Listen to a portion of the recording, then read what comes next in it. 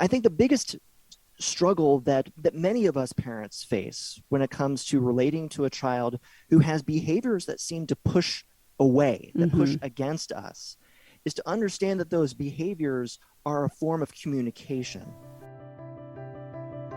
Hey everyone, and welcome back to the Donor Supported Wednesdays with Watson podcast. As you know by now, our sole mission is to provide help and hope for those who've experienced trauma and those who love them.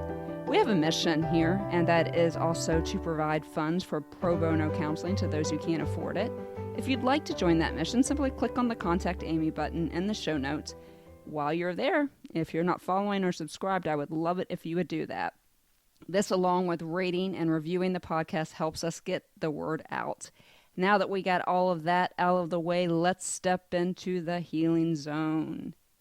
Today's guest is here to share one of our ACEs in dealing with childhood trauma, as we are highlighting trauma in the home with a particular focus on childhood trauma. He is Chef Kibby, and he has found a way to connect with children on a practical level. He is the father of both biological children as well as a foster parent, and I am excited to bring him to the mic today. His website, cookingisconnecting.com, is an excellent resource, and after this episode, you're going to want to make sure you head over there. We will provide that in the show notes.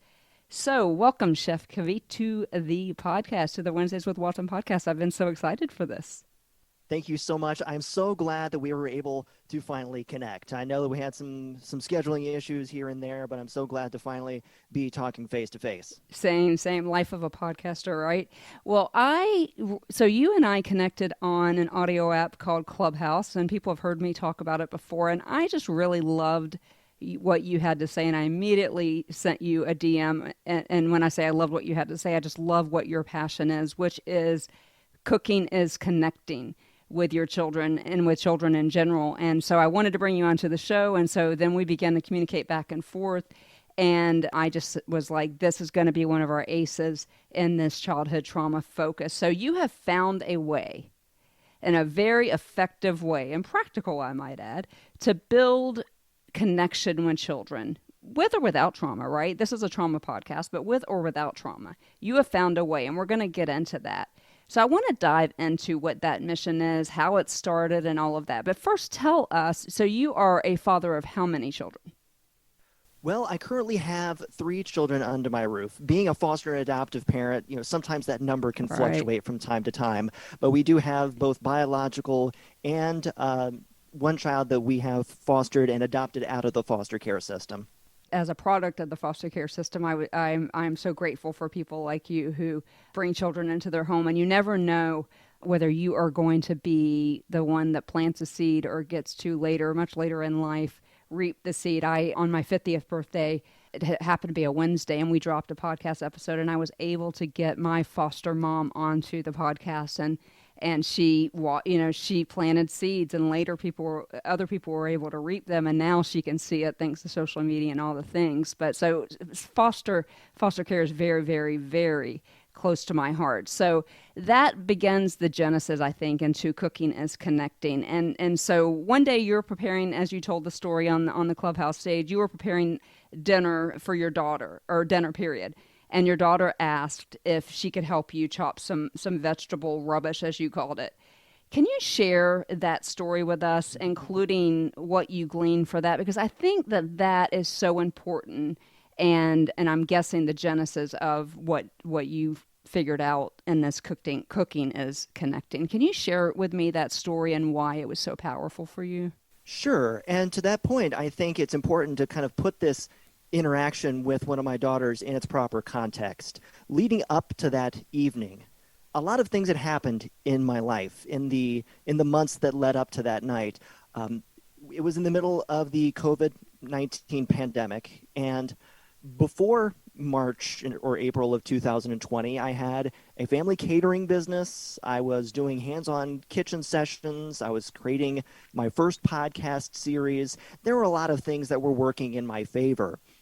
When COVID happened, when the lockdowns began, that was all taken away from me. And not only was my business taken away from me, but also my sense of validation for who I am as a man and as a chef was taken away. But to be completely vulnerable with you as well, I I lost a bit of my escape Yeah. because as a foster and adoptive dad, we were dealing with a lot of behavioral issues at home, issues that I was not fully prepared to deal with mentally and emotionally and relationally. And so I was able to use my position as an entrepreneur to kind of escape from things and just pray for my wife that God would enable her to be able to handle things with our kiddos. I lost all of that escape route. Yeah. And when that happened, I came back to the place where I find comfort, and that was the kitchen. The kitchen was a place, being a certified chef, being someone who'd been in the industry for 25 years, that was a place of comfort and a place of rest and a place where I felt a little bit of control in my out of control world.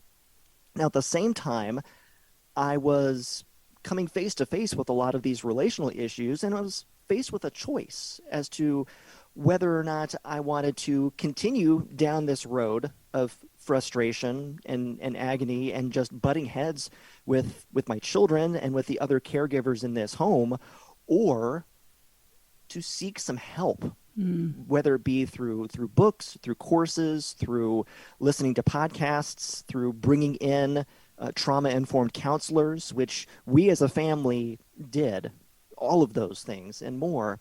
And through that process, I was beginning to reshape my own understanding of myself and of my children, and specifically of how trauma had impacted my children, especially those who had come out of the foster care system.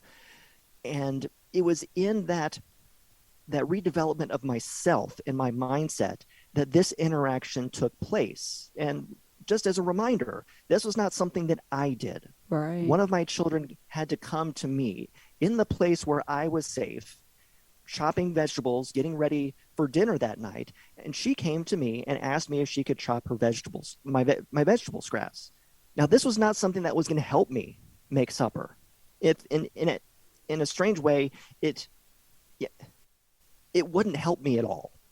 It potentially create a distraction, Yeah. potentially, Yeah. and I had to stop and think about what it is that my child was asking me to do. I mean, obviously, she was asking to take the vegetable scraps and chop them up, even though they were just going to go get tossed out to the chickens so that they could eat them. But what I saw in that moment was that my child was reaching out to me for connection, that she saw me, she saw what I was doing in the kitchen as an expression of myself, as an expression of what I am capable of doing, as an expression of love and compassion toward her and other members of the family. She aspired to be like me in some way, to be able to handle herself and to, excuse me, to handle a knife the way I do, and to be able to create and to produce and to serve others in this way. But most importantly, to see it from an aspect of connection. Yeah. And that meant so much to me in that moment that it helped me to move away any of the other possible concerns that also came up in my mind in that moment, concerns for my time, the distraction that it may cause, that there are other things that she could be doing with her time, not to mention just the safety issues and everything else, that I was able to overlook all of those things and see the need for connection.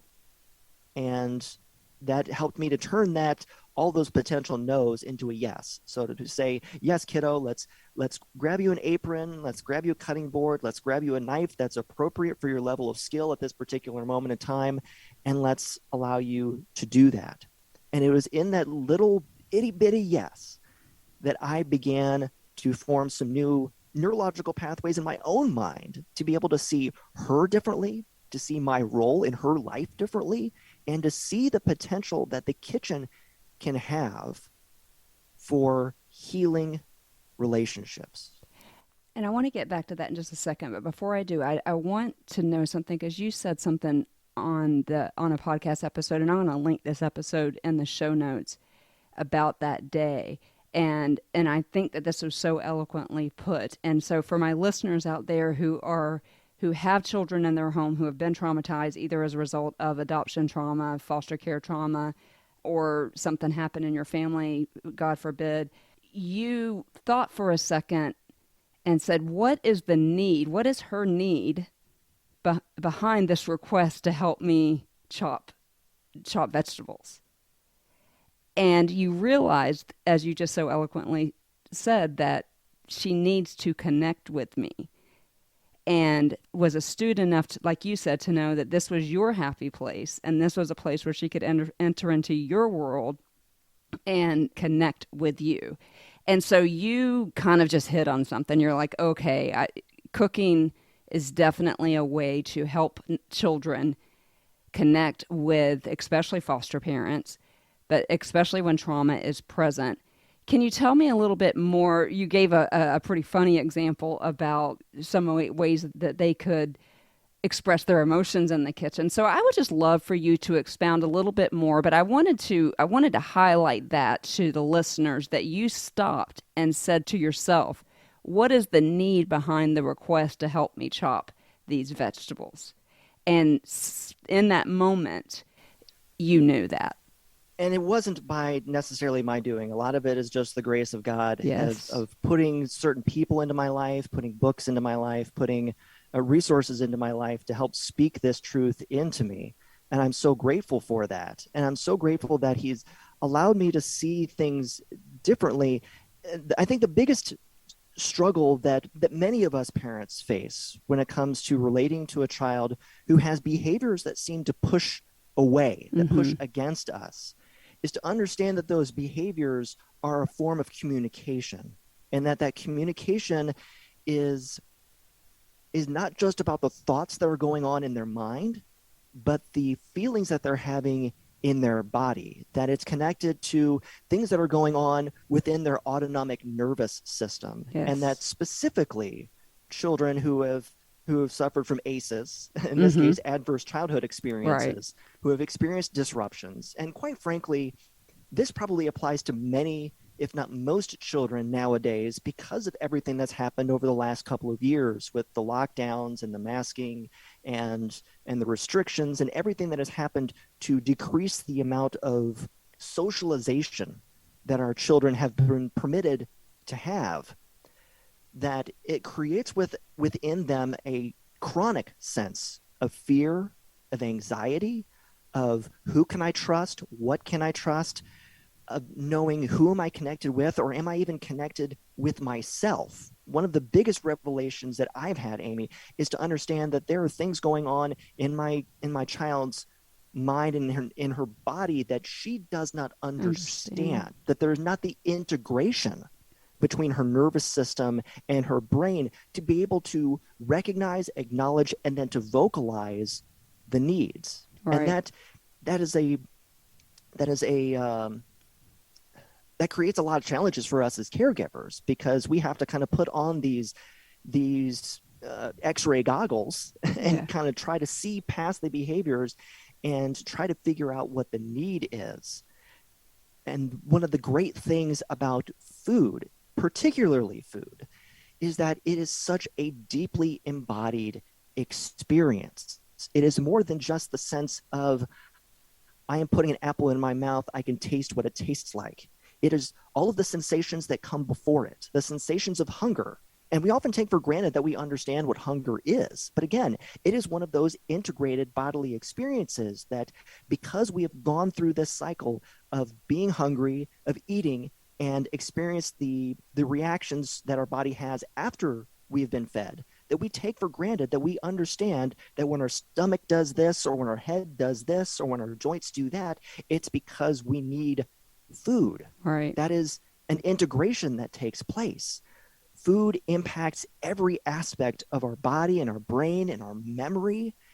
And so for us to see it as a way of, first of all, communicating to our children who have gone through disruptions, whether in your home or before coming into your home, to let them know that they are safe, that that they do not have to worry about where the next meal is going to come from, or if they're going to have enough water to drink, to know that is always going to be a given for them. But then to take it to that next level of expressing to them your compassion toward them by letting them see that you are preparing food for them, and then ratcheting up a further notch of allowing them into that process so that they can take part in expressing empathy to themselves by creating food that they themselves can eat, and then also to express that empathy back to the people in their lives, and to be sitting at that table and saying out loud, before we've even, stopped praying, I helped cook tonight. Yes. And the pride that they see in that, it's not just a pride in what they've done. It's an acknowledgement of the connection that they have with the other people around that table in partaking communally in this activity of taking into their bodies things that other people have created for them.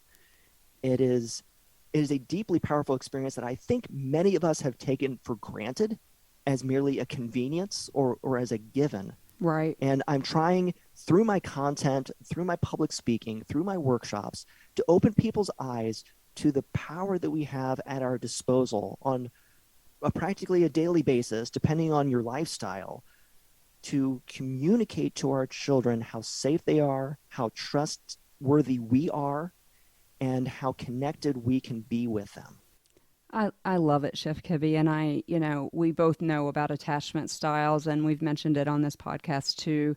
And you even in the episode that I will link, I believe, give this example about hunger and caretakers, and how a baby, it cries when they're hungry, and if they get fed, cool, we're all good, you got a secure attachment. And then if they don't get immediately fed, they cry a little bit harder, and then they're like, okay, I'm clearly not going to get fed. They ignore the need, they ignore the hunger, they ignore the discomfort, and then they have unhealthy attachments. And so for you to weave in, particularly when trauma is present, particularly in a foster care or adoptive care type situation, when you weave in something that we need to do anyway, which is eat. I am a survivor of trauma, as many as my listeners know, of 35 years of trauma, including an ACE, in this case, again, as you mentioned, adverse childhood experience score of an 8, and a very insecure attachment, and certainly was never fed. To this day, I still struggle with an eating disorder because you said we take for granted this idea of getting hungry. My body doesn't get hungry. I just don't eat, because that is how important making those connections in childhood is, and what you're doing is so unbelievably amazing, because you can rewire those neuropathways, particularly in a child's brain. Our brains don't stop forming until you're 25, and so if we're catching them in 7, 10, 12, whatever, we are healing those attachment styles that they learned in infancy, which I learned in infancy, insecure attachments, or I don't trust you at all. And so what you did for her that day with the need behind the request was something else that you didn't mention too, is I think time, which is something that we don't make more of. It is one of the very few things in this world, if not maybe the only thing, that we as humans cannot make more of. And so how I would have received that in my foster home was, Chef Kibby wants to spend time with me, and I'm going to rock this in the kitchen. And you're teaching them skills, and you're teaching them all kinds of things. And I don't want to give away too much, because I want my listeners to go to your website. But one of the things that you mentioned to me, and I thought this was incredibly practical, and I was like, well, I need to start doing that as an adult. So you're in the kitchen, you're having chicken cordon bleu, and there's some things you have to do to a chicken breast for a chicken cordon bleu. You have a child that needs to get out some anger and some angst. Tell me some of those cool things that you're doing in the kitchen to help them just basically let some air out of that proverbial balloon, if you will. Yeah, that's a whole other aspect to food and food preparation that I think often gets overlooked, is the idea that we look at eating as a sensory activity, that there's touch and taste and sight and smell involved, but the process of preparing food is also very sensory, and especially for young people who have issues with sensory deprivation issues or body mind integration, that the sensory activities that are involved in food preparation can be very healing and very comforting. Things like hot soapy water in scrubbing dishes, or cold water running over produce that you're scrubbing and getting clean, or in the example of perhaps a cordon bleu, if you have chicken breast that you need to take a meat mallet to and pound it out super thin so that it cooks nice and evenly. I mean, that's comforting to me, let alone right. a child. I fully enjoy processes like that as well. So getting vestibular sensory input and other types of inputs into your hands, and then the smells, the touches, the tastes that are involved in that process can be very healing, and again help with the integration that is so necessary for a child to understand themselves, let alone to understand them in relationship with other people. Well, and even things like, because I'm thinking of myself, right? I'm super inept in the kitchen, always have been. And that is simply because I was brought up in foster care and then in a children's home where food was made for the masses. And so I am not adept in the kitchen at all. And I'm also, because of my trauma, and we won't take deep dives in the neuroplasticity and the brain and all the things, but you mentioned it just now, these connections between our sensory bodies and our minds. So something like knife skills, for example, a lot of kids with trauma would struggle with that. You would struggle with coordination, would struggle with, I know my mind is telling me to do this, but trauma is present and it's interrupting, and the neural pathways there are not firing. And so something as simple as the dexterity of teaching them that physical chopping, right? It's kind of like, I journal a lot, and they say, if you can, as a trauma survivor, journal by hand with your non-dominant hand, because you'll use the other side of your brain, because when trauma is present in children, there are some deficits that we have. And what you're doing in the kitchen with these kids and the connection and the things that you've said, the cold water, right? So if they walk in from school and they've been bullied and now they felt rejection again, same way somebody rejected them clearly, or they would not be in the foster care system, and they come into your home after school fully activated, nervous system on steroids, and all the adrenaline dumps and all the things. Something that you just mentioned, and this is just a trauma hack, putting your hands under cold water. That hot soapy water is helping, and certainly pounding a chicken breast would be therapeutic as well. And so I wanted you on for this series because I think that it is such a practical way to connect with kids in our home who have experienced trauma. And I have lots of listeners who have adopted children, or trauma happened as a result of something else outside the home, or maybe even trauma inside the home, unfortunately. And so I love what you're doing here. I would love for you, as we close out the podcast, to tell us a little bit more. So I was on your website this morning, cookingisconnecting.com, and you have there a 20-day, I don't want to call it a challenge, but a 20-day program whereby you help parents understand the importance of things that we can't cover in a podcast. And I would love for you, as I want your content out there, I want my listeners to be able to know where to find you, what that 20-day challenge is, and where they can sign up. Absolutely. Thank you so much for bringing that up. So the 20-day Cooking is Connecting Challenge, I want to be clear that I know that there's somebody listening right now to the sound of my voice and saying to themselves, well, yeah, Chef Kibby, it's easy for you to connect with your child in the kitchen because you're a chef. I want to be absolutely clear that you can take this mindset home to your kitchen, no matter how comfortable, no matter how confident, no matter how competent or incompetent you may feel in the kitchen. If you can put on an apron, you can connect with your child in the kitchen. And in fact, that's one of the best places to start. Ask your child to tie on your apron for you. Wow. You can ask them to do things that aren't even involved in the preparation process. I wouldn't recommend taking a child who's in the middle of, those cortisol dumps running through their nervous system and hand them a knife. There are a lot of other things you can have them do. Have them gather up the ingredients. Have them set the table. Have them just sit and watch you do something. There's so many things that you can do. And so my encouragement to you who are listening right now is to take what it is you already know and are already comfortable with doing in the kitchen and look at it from a mindset of connection.